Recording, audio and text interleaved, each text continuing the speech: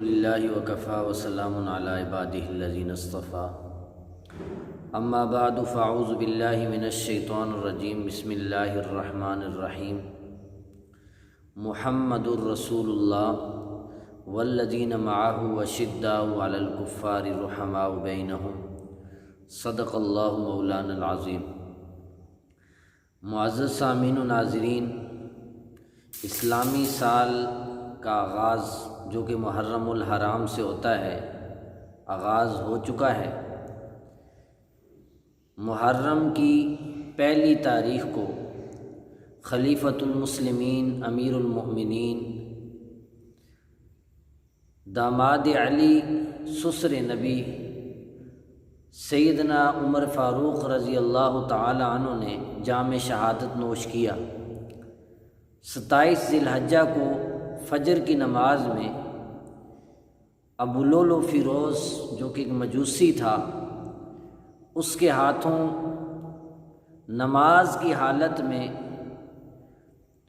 جو کہ حسد میں جلا ہوا دشمن زہر میں بجھا ہوا خنجر لے کر آپ پر حملہ آور ہوا،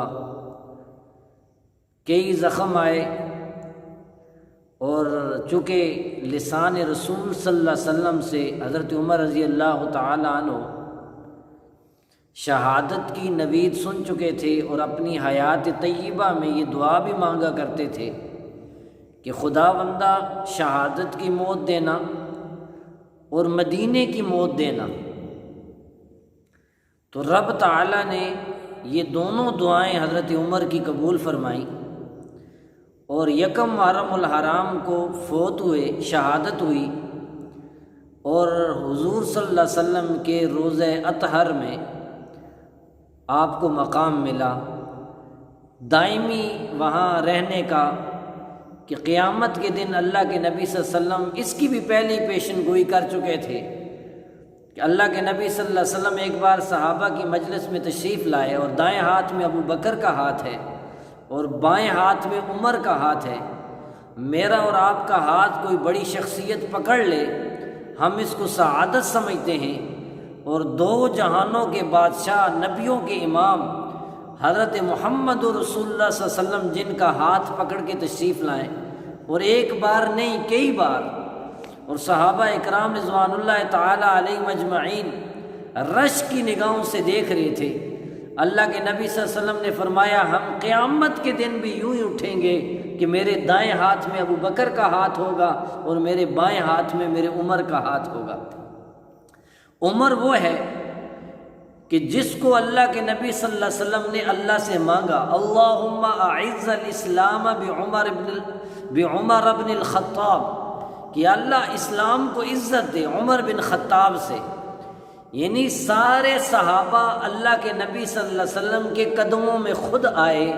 عمر وہ ہے کہ جس کو اللہ کے نبی صلی اللہ علیہ وسلم نے اللہ سے رو رو کے مانگا، اور عمر کے آنے سے اسلام کو کیسی عزت ملی کہ حضرت عمر رضی اللہ تعالی عنہ 40ویں شخص ہیں کہ جو اسلام کے دامن میں آئے۔ اس سے پہلے 39 نفر تھے کہ جنہوں نے حضور صلی اللہ علیہ وسلم کے ہاتھ پر اسلام کی بیعت کی تھی۔ حضرت عمر 40 میں آئے، جب بارگاہ رسالت میں آئے اور اسلام کا اعلان کیا کہ میں مسلمان ہونے آیا ہوں، تو صحابہ اکرام اتنے خوش ہوئے کہ صحابہ اکرام تو بعد میں مدنی زندگی میں جب میدان جہاد میں دشمن کے سامنے کھڑے ہوتے تھے تو نعرہ تکبیر اللہ اکبر بلند کرتے تھے۔ اللہ اکبر کی صدا بارگاہ رسالت میں، حلقہ رسالت میں اگر صحابہ کی زبان پر گونجی، اس وقت گونجی کہ جب حضرت عمر رضی اللہ تعالیٰ عنہ نے اپنے ایمان اور اسلام کا دعویٰ کیا کہ میں مسلمان ہونے آ رہا ہوں۔ پھر کسی صحابی نے اپنے ایمان کا اظہار یوں برملا نہیں کیا جس طرح عمر نے کیا کہ کوہ صفا پہ چڑھ کے اعلان کیا کہ او دشمنوں، آج عمر نے کلمہ پڑھ لیا ہے۔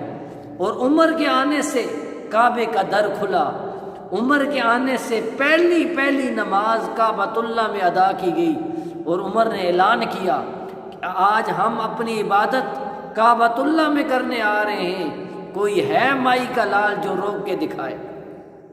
سب صحابہ نے چھپ کے ہجرت کی۔ عمر وہ ہے کہ جو مکے کی گلیوں میں تلوار لہراتے پھر رہے تھے کہ آج میں ہجرت کا ارادہ رکھتا ہوں، میں مدینہ طیبہ اپنے آقا کے پاس جا رہا ہوں۔ کسی ماں نے وہ بیٹا جنا ہے جو عمر کا رستہ روک کے دکھائے۔ ایسی اسلام کو عزت ملی۔ حضور اقدس صلی اللہ علیہ وسلم نے فرمایا ان اللہ جعل الحق علی لسان عمر وقلبہ، اللہ نے عمر کی زبان پر حق کو جاری کر دیا ہے۔ عمر جو بولتا ہے وہ بھی حق ہے، عمر جو سوچتا ہے وہ بھی حق ہے۔ اللہ کے نبی صلی اللہ علیہ وسلم نے فرمایا ہر امت کا ایک محدث ہوتا ہے جس سے اللہ ہم کلام ہوتے ہیں، جس سے اللہ باتیں کرتے ہیں۔ میری امت کا محدث جس سے اللہ ہم کلام ہوں وہ عمر ہے۔ عمر رضی اللہ تعالیٰ عنہ قرآن میں 27 مقام ایسے ہیں کہ عمر نے فرش پہ رائے دی، اللہ نے عرشوں سے قرآن بنا کے نازل کر دیا۔ تفصیل کا وقت نہیں، ایک واقعہ آپ کو بتاتا ہوں۔ عبداللہ بن ابی جو منافقین کا سردار تھا، اس بدبخت نے اللہ کے نبی کو بڑا ستایا۔ یعنی اللہ کے نبی صلی اللہ علیہ وسلم نے سب سے بڑا دشمن ابو جہل کو کہا تھا، اس امت کا فرعون کہا تھا۔ اللہ کے نبی صلی اللہ علیہ وسلم نے فرمایا اس امت کا فرعون ابو جہل ہے، اور فرمایا کہ فرعونی اشد من فرعون موسیٰ، میری امت کا جو فرعون ابو جہل ہے نا، یہ موسیٰ علیہ السلام کے دور کے فرعون سے بھی زیادہ سخت ہے، اس لیے کہ اس نے مرتے وقت یہ کہا تھا کہ جو ہے نا میں بنی اسرائیل کے رب پہ ایمان لا رہا ہوں، ایمان کا وہ دعویٰ کرنے لگا تھا۔ گو کہ اس وقت ایمان قبول نہیں ہوتا، جب جو ہے نا موت کے اثرات ظاہر ہو جائیں اس وقت ایمان قابل قبول نہیں ہوتا۔ لیکن یہ بدبخت زخمی ہو چکا ہے۔ جب عبداللہ بن مسعود اس کے سینے پہ چڑھے اور کہا کہ اب آپ کو یقین ہو گیا ہے، تو آگے سے کہتے یا راعی الغنم، اے بکریاں چرانے والے، یہ کیوں کہہ رہے ہو؟ کیا ہوا؟ ایک بندے نے دوسرے بندے کو مارا ہے اور ابھی میرا سر کاٹنے لگے ہو؟ یہ جو کن تلوار لے کے میرا سر کاٹ رہا ہے نا تو، اس سے میرا سر نہیں کٹے گا۔ یہ میری تیز تلوار لے اور میرا سر کاٹنا، اور نیچے سے کر کے کاٹنا تاکہ میرا سر فٹ بال نہ لگے۔ مدینے میں سروں کی نمائش ہوگی تو میرا سر فٹ بال نہ لگے، پتہ لگے کہ ایک سردار کا سر ہے۔ لیکن حضور کو ابو جہل نے بڑا ستایا، لیکن جو کام ابو جہل بھی نہ کر سکا وہ اس بدبخت عبداللہ بن ابی نے کیا کہ اس نے حضور صلی اللہ علیہ وسلم کی سب سے لاڈلی بیوی سیدہ کائنات مخدومۃ المسلمین حضرت عائشہ صدیقہ رضی اللہ تعالی عنہ پہ تہمت لگائی۔ اللہ کے نبی صلی اللہ علیہ وسلم کئی دن تک روتے رہے، صحابہ روتے رہے، اور پھر حضرت عائشہ کی عفت اور برات کا اعلان عرشوں سے ہوا۔ یہ بھی ایک تفصیل طلب بات ہے۔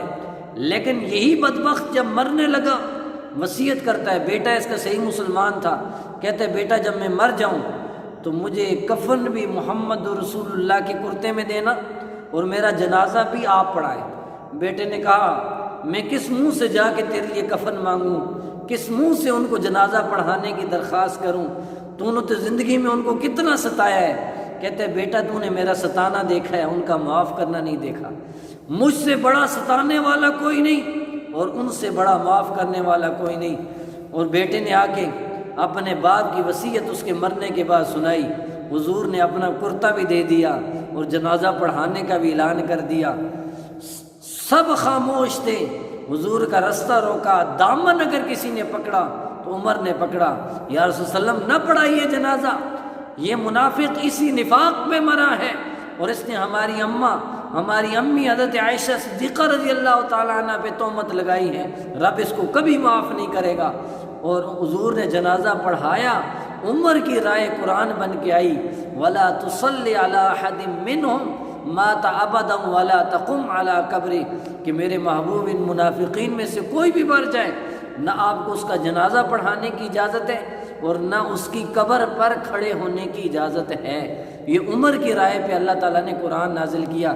اللہ تعالیٰ ہمیں حضرت عمر رضی اللہ تعالیٰ عنہ سمیت تمام مقدس شخصیات کے نقش پا پہ چلنے کی توفیق بخشے۔ اسی پہ